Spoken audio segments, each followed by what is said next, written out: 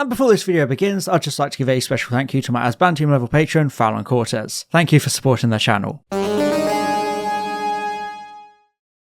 So, here we are at last. It's been a wild ride of ups and downs with Doctor Who Series 14. But now we're in the endgame with The Legend of Ruby Sunday, the first part in a very ambitious and climactic finale. We have Unit, CCTV time travel, and Cherry Sunday still can't get a cup of tea. It's an episode with a lot of build up and a huge shocking reveal suggesting game, set and match for the Doctor, but is it any good? Doctor Who finales often excel with their first part and not so much with their second, and I've never actually had the chance to review a purely first part of a finale before, so it's a unique feeling for me. Legend of Ruby Sunday had a lot to pay off, but also a lot to set up at the same time. So does it work as a first part, and does it work as a good episode on its own? Is it like Scotland's woeful performance in Munich, or is it more like Switzerland's incredible comeback against France a few years ago? Yes, it's Euro season, and no, I have no shame. So without any further introduction, let's dive into The Legend of Ruby Sunday.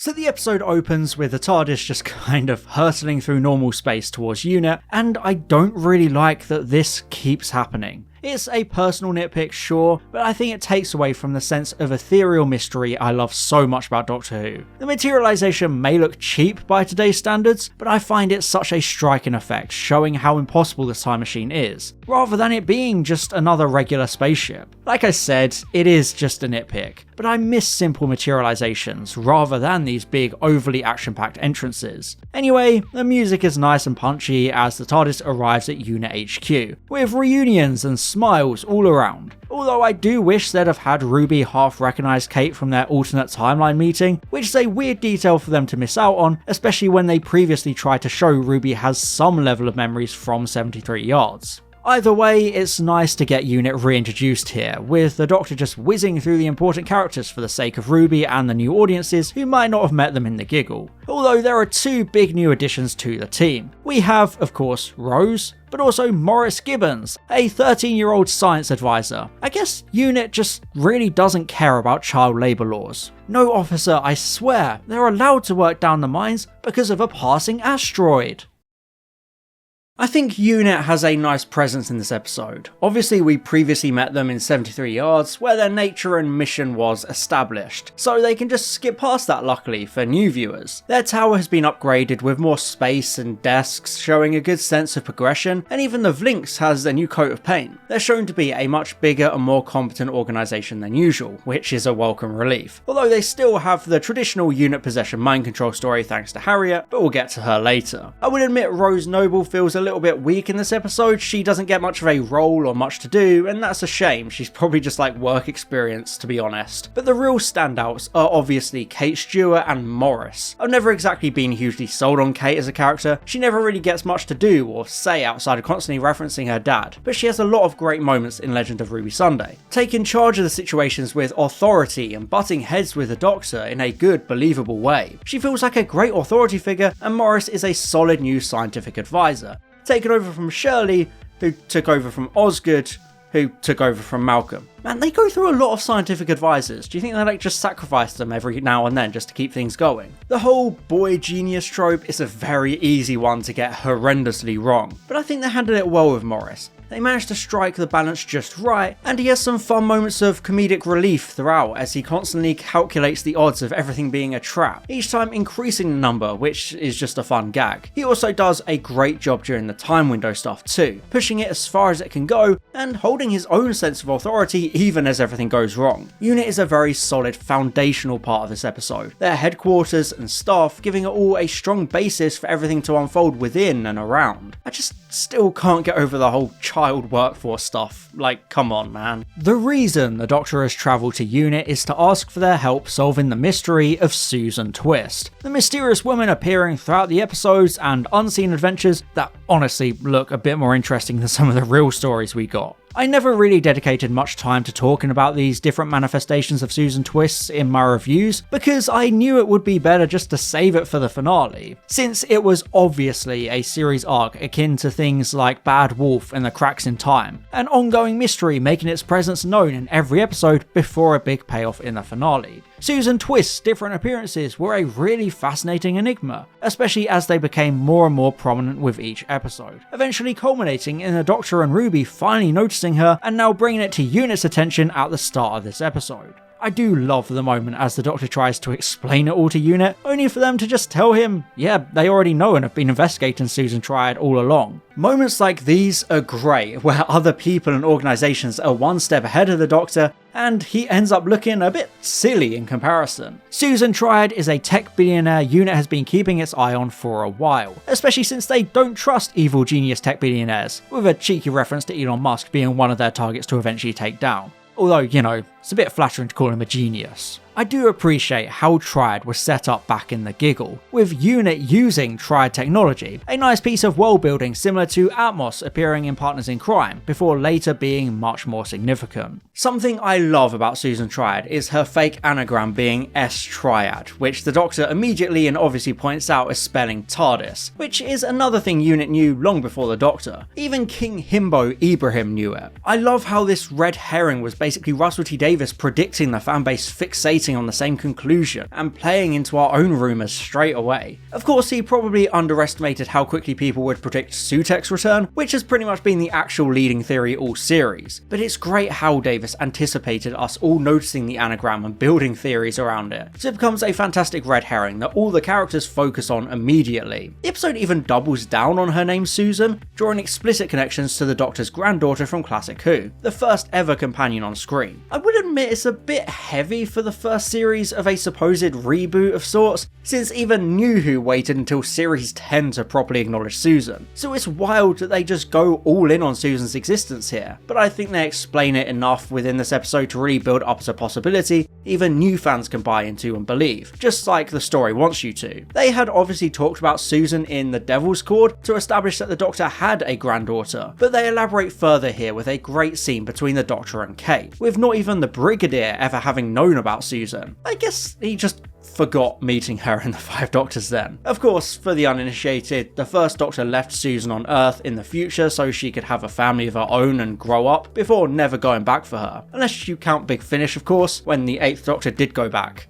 Yeah, Doctor Who is an absolute mess. It's easier to go with just what the TV show says. Just like how it's easier to press that like and subscribe button. Bam, got you again, ha! However, the other big mystery of the series is the identity of Ruby Sunday's biological mother, who left the newborn child on the doorstep of Ruby Road Church on Christmas Eve in 2004, before disappearing without a trace. It's a very compelling mystery, and I think the series has explored it well, from the Doctor going to Ruby Road in the Christmas special, to Ruby's next of kin being unidentifiable in Boom, and of course, the mysterious snow following Ruby and the memories of that night changing. It was all very enigmatic, and this episode finally offers some answers in the form of Unit's time window, a piece of experimental time travel the organisation created despite the third Doctor ordering them not to. Come on guys, it was just a little bit of fun. Benton's drinking games got a little bit out of hand.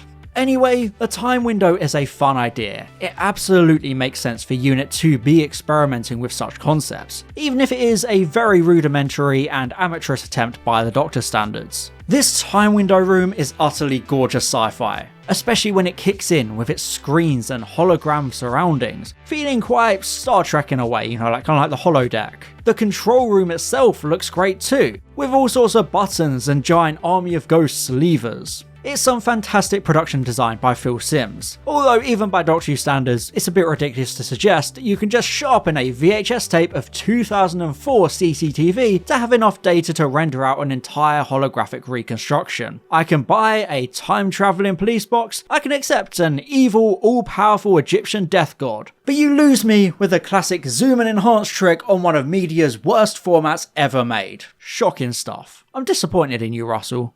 I do find it nice how this time window stuff gives Carla at least something to do. As Ruby's mum, I think she needed a much more consistent presence throughout the series, only appearing briefly in Space Babies 73 Yards, and then they shoehorned in flashback in Rogue. It feels like we never got to spend much time with this character or see her interactions with the Doctor and his relationship with Ruby, so I do appreciate her going off to Unit with Ruby and Rose, even if she doesn't do much there either. It's just nice to see that kind of family dynamic being involved. However, Carla Mulder gets nice old neighbour Mrs. Flood to look after Cherry, only for Mrs. Flood to seemingly turn sinister as she warns of the storm coming, as the one who waits no longer. I find this so interesting, and it's something that will absolutely be paid off in the second part or the second series. But I have 3 theories about Mrs. Flood. They could all be true, none of them could be true, or just one of them, who knows. But my ideas are that she's either the real Susan Foreman, an evil villain, or she's another one of the Pantheon who ends up saving the day because the clue is in the name. Flood. Sutekh renders the world a desolate wasteland with enough sand to make Anakin Skywalker cry. Who better to fix that all than the woman literally called Mrs. Flood? Like I said, maybe none of them are true, but it's still really interesting that we have no idea what her deal is yet. But considering she refused to get Cherry her cup of tea, she definitely seems like a villain to me. I mean, come on, that's just a dick move. My main issue with Legend of Ruby Sunday is how much talking and pure setup there is. So much of the episode consists of characters standing around delivering exposition, and it does drag quite a bit, especially at the start. Now don't get me wrong, the first part of the finale will always have heavy setup. Just look at how much talking is in Bad Wolf, for example, because they got to establish everything. But Legend of Ruby Sunday really does take its time to get going, and I think one of the worst offenders is the time window scene. It is a really great scene visually, and it has some phenomenal moments I'll get to, but it does seem to drag on a lot longer than it needs to, with characters repeating dialogue unnecessarily and treading the same ground to the extent that it feels repetitive rather than building anticipation. However, I do love the sense of unease as Ruby's birth mother continues to evade her. Like the time window is fighting back to keep the secret even as she walks past the Doctor and Ruby, only for it to glitch so they can't see under the hood. It's a great way of continuing to build up the mystery of her identity and how it can stay hidden even with all this super advanced tech. I just hope they manage to stick the landing with whatever they do end up doing with this reveal. However, the best part of this scene is when things turn eerie as the mother points towards the Doctor, the changed memory we saw in Space Babies. I didn't note it in my review of that episode, but that idea of a memory changing in that was really just terrifying. It sent a chill down my spine. Not only does it make you question your own recollection of events, it's also just really unsettling how the figure turns and points. It just feels so sinister and ominous to me, which this episode makes sure to pay off in the best way possible. Indeed, as Colonel Chidozi goes to investigate where the figure is pointing towards, he disappears, and Morris points out an absolutely terrifying cosmic horror maelstrom where the TARDIS previously was. I adore the visual. It's so creepy, just a swirling mass of smoke and cloud lurking there. It's so wonderfully horrifying as Kate wonders whether it's in 2004 or 2024, because everything is going haywire and they have no idea what's real anymore. I would admit it loses a bit of its fear factor as we get Chidozi's disembodied voice explaining he's in hell, but it still remains a really great visual. Absolutely love the idea of an entity like this, surrounding the TARDIS in secret with nobody knowing it's there. The TARDIS is seen as the safest, most reliable thing in the entire show. Even UNIT assumes the woman is just pointing at the Doctor and nothing else, since they trust the TARDIS. However, there have been hints all series that there is something wrong with the time and space machine. In Wild Blue Yonder, it started to make weird groans and noises, something that continued to happen in Devil's Cord and Rogue, suggesting this ongoing issue even the Doctor can't explain. This episode, of course, reveals it to be the presence of this death fog camping on top of the TARDIS and following it everywhere, maybe even seducing the TARDIS and turning the very thing evil.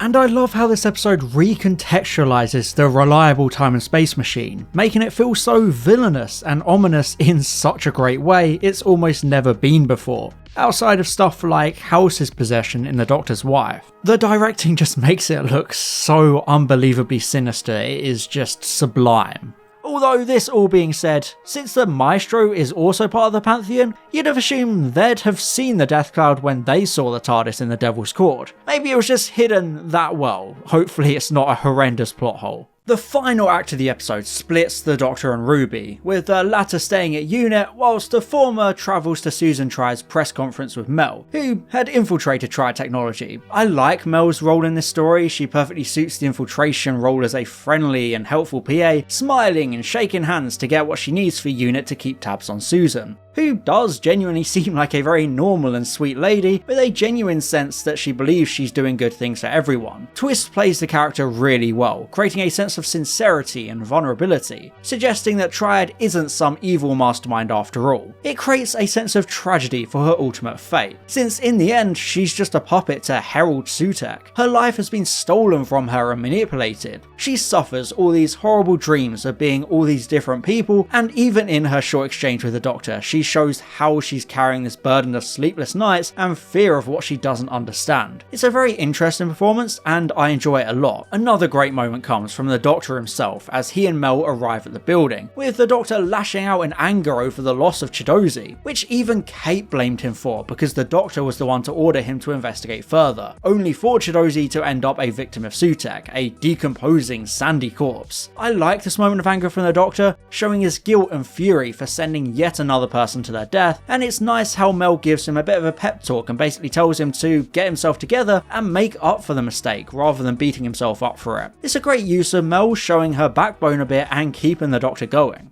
I do think it's really sad when the Doctor comes face to face with Susan Triad and he desperately hopes it's his Susan, only to find out he's wrong and she doesn't know who he is. You can tell he was really hoping his theory was right and he would get to see Susan again, even if it was all a trap, because this might have been his very own granddaughter, his flesh and blood he cares so deeply about. If anything, he also wants to find a way to absolve himself of the guilt of abandoning her, to be able to reconcile with Susan and believe he made the right choice, but he gets denied that here as it turns out not to be Susan Foreman at all. However, like I said, maybe she was in the episode all along and just hiding herself in plain sight, just like the Doctor suggested Time Lords can do. Just saying, it's not unlikely given how much of an emphasis they placed on Susan potentially being around. Anyway, the unfulfillment and sadness the Doctor feels at not reuniting with Susan is a bit of a parallel to Ruby's own unfulfillment at not locating or identifying her birth mother. They're almost like two sides of a coin in that way. There's the guilt of the one abandoning their offspring, and then the sorrow of the one being abandoned. So it's a nice way of reflecting both sides of this overall abandonment storyline they're telling with Ruby Sunday. So, as Susan Triad begins her big speech and units start scanning the TARDIS, all hell breaks loose as the seemingly innocent side character Harriet reveals her true nature as Harriet Arbinger, much like Henry from the Devil's Court. So I guess you can't trust people whose names start with an H. Harbo-inger? Just saying. I love this twist. Harriet was a name people immediately noticed when the cast list was revealed, because she has no second name and it just seemed off. Then when she's revealed to be head of the unit archives, you just assume she's another new, harmless character, since, unit is always spawning those in every other story. It makes this twist so hard to see coming, unless you're Norwegian, apparently. Talk about a blunder. It's really sinister as Harriet becomes possessed, heralding the incoming god she's the harbinger of. The camera work, makeup and sound design combine so well to turn her into this otherworldly corrupted being, and it's such a distinct, creepy moment. The speech is absolutely incredible, using a lot of verbiage similar to Series 2's The Impossible Planet and the Satan Pit, and of course, Murray Gold's score lends a lot of power to the moment, creating a sense of foreboding and doom, even using similar musical progressions to the Saxon Masters theme.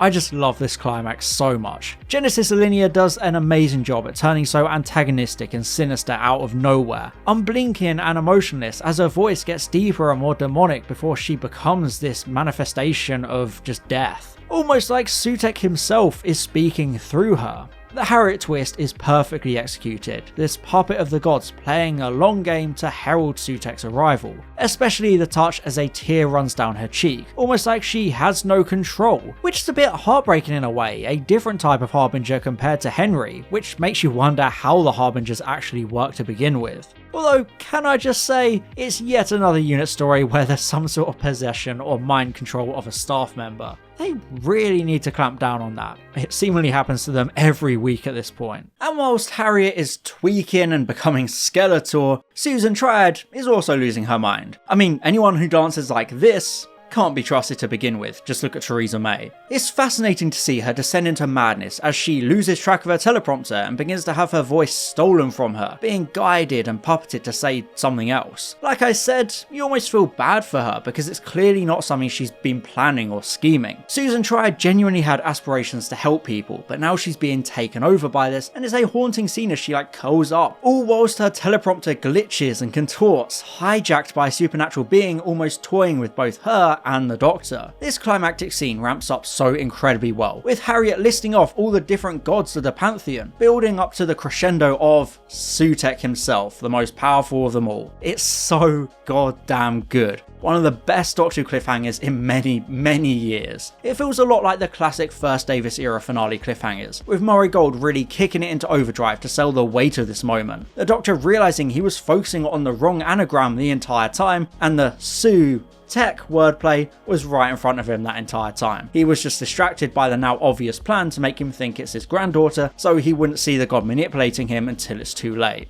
The cliffhanger of Legend of Ruby Sunday works so well. Obviously, a lot of people had worked out or speculated Sutekh would be returning, myself included, not to brag, but the reveal still works even if you're expecting it, because it feels satisfying in how it's executed. And even if you don't know who or what Sutekh is, it's still just as effective. I think there's a parallel to be drawn between this reveal and Utopia's reveal of the Master. Unlike the Daleks or Cybermen in previous years, the Master wasn't expressly named or established within New Who until the reveal of Yana being the Master in Utopia. However, the dialogue and the writing of the reveal helped to show new, unaware viewers just how much of a big deal this was, and how dangerous and evil the Master was. It never expected you to know this was a returning villain, and Sutekh is much the same here, with Harriet's speech introducing him just fine by explaining him as the god of chaos and destruction, along with the Doctor's terrified reaction showing that this is a much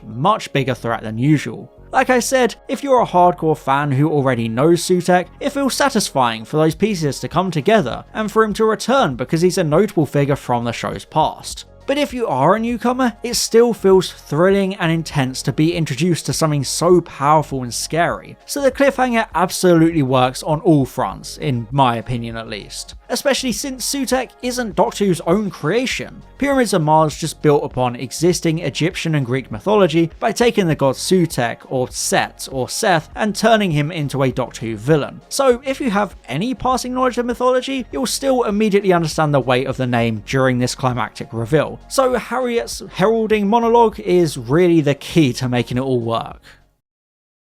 I love Pyramids of Mars, and I love Sutekh as a villain. So naturally, I would admit, I'm not too keen on the big CGI dog approach they've gone with here. It looks okay, but I don't think it quite matches the intense hype or the zombie-like makeup of Harriet and Susan, who can now turn people into sand by the way. I know Sutekh's iconic look is a bit dated now, especially the unmasked one from Pyramids, but I don't know how I feel about them going so far as to make him a giant cloud dog. It reminds me of Ghostbusters or the James Gunn Scooby-Doo movies, and not in a good way. I hope the second part sees him take on a more humanoid form similar to his original one from Pyramids of Mars, but hey, at least the evil dog was foreshadowed in both Space Babies and Devil's Cord. If only the Doctor had spoken to Ringo, it would have all been solved. Jokes aside, I really hope the second part has a good explanation for Sutekh now being part of this pantheon, despite originally being an admittedly very powerful but still alien in Pyramids of Mars. It's a pretty big jump, so hopefully they have some satisfying reasoning for it. I'm not super concerned by it. Doctor Who has always messed around with villain origins and retcon stuff to an absurd degree. I don't care that it's rewriting lore or anything like that, but I just think it'd be nice for consistency's sake to have some sort of explanation or even just a throwaway line as to how and why his entire form and character background has changed so dramatically. And no,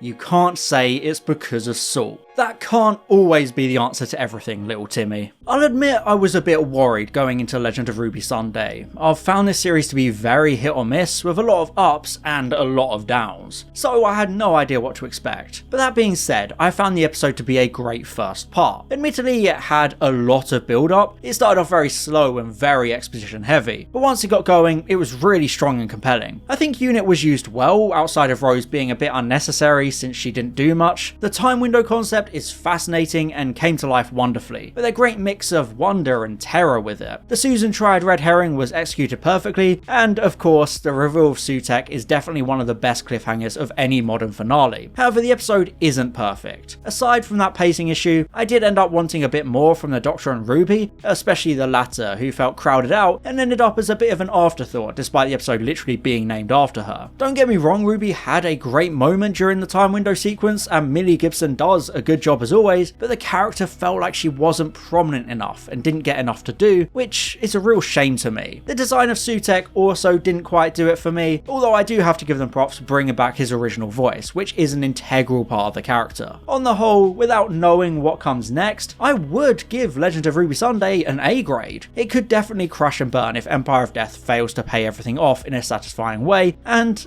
based on Doctor Who's track record, I don't have much confidence. But this is a fantastic first part with creepy villains and a phenomenal cliffhanger that probably works so well because of the methodical pacing building up so deliberately with fake outs, tricks, and an excellent manipulation of the Doctor. A first part is always meant to leave your mind racing as you try to work out what will happen next, how our heroes will escape, and how everything will come together. And Legend of Ruby Sunday absolutely delivered on that front. Would it be very rewatchable? Probably not, because it's so purely build up, but the cliffhanger alone is worth it and really sends the episode off with a bang. So I definitely think it's one of the strongest episodes all series. But what did you think? Did Legend of Ruby Sunday hit the heights of past Davis finales, or was it all bark and no bite? Let me know in the comments. Thank you very much for watching, and as always, I'll see you in the next one for the finale. Bye bye. And I'd just like to give an extra special thank you to my Asbantium level patron Fallon Cortez, my Diamond level patron Glenna Clark, my Platinum level patrons Matthew Burns and Maximilian Foreman, and all my Gold level patrons Chris Douglas, Daniel Shillito, the 3 Railway Engines, Thomas R, and Thomas Price. Thank you so much for your support.